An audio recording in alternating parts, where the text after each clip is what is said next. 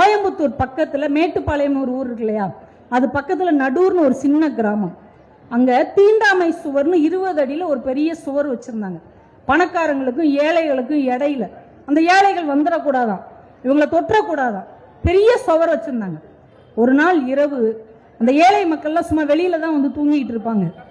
தூங்கிக்கிட்டு இருக்கும்போது அந்த தீண்டாமை சுவர் அப்படியே இடிஞ்சு விழுந்து 17 பேர் இறந்து போனாங்க. அந்த 17 பேர்ல ஒரு தகப்பனுடைய 2 பிள்ளைங்களும் இறந்து போயிட்டாங்க. அவருக்கு பேர் செல்வராஜ், கூலி வேலை செய்யறவர்.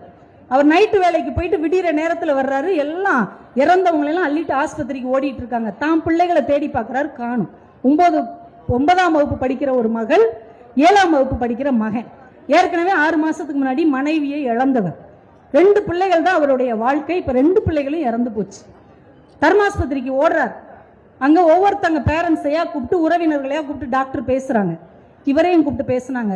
உங்க பிள்ளைங்க மேலையும் சுவர் விழுந்து இறந்துட்டாங்க, ஆனா 2 பேருடைய கண்களும் பாதுகாப்பா இருக்கு, நல்லா இருக்கு. இதை நம்ம யாருக்காவது கொடுத்தோம்னா ஒரு 4 பேருக்கு பார்வை கிடைக்கும். நீங்க கையெழுத்து போட்டீங்கன்னா இதை செய்யலாம். உங்க குழந்தைய வச்சு 4 பேர் பார்வை கிடைக்கும், நீங்க கையெழுத்து போடுங்க.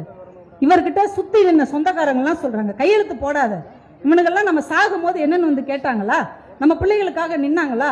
இவங்களுக்கு எதுக்கு நம்ம கண் தானம் பண்ணணும்? இவங்க எங்கேயாவது கண்களை விட்டுருவாங்க, கொடுக்காத, கையெழுத்து போடாதுன்னு எவ்வளவோ சொன்னாங்க.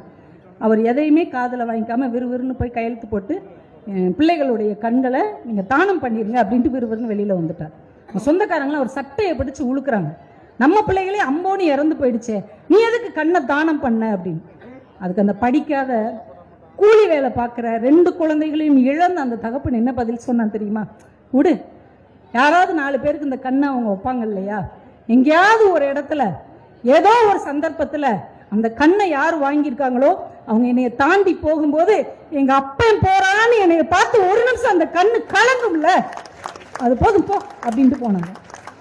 அன்பு இருக்கிறது இல்லையா? நம்ம பெற்றோர்கள் நம்ம மேல் வைத்திருக்கிற அன்பை நீங்க எதை கொண்டும் எடை போட முடியாது.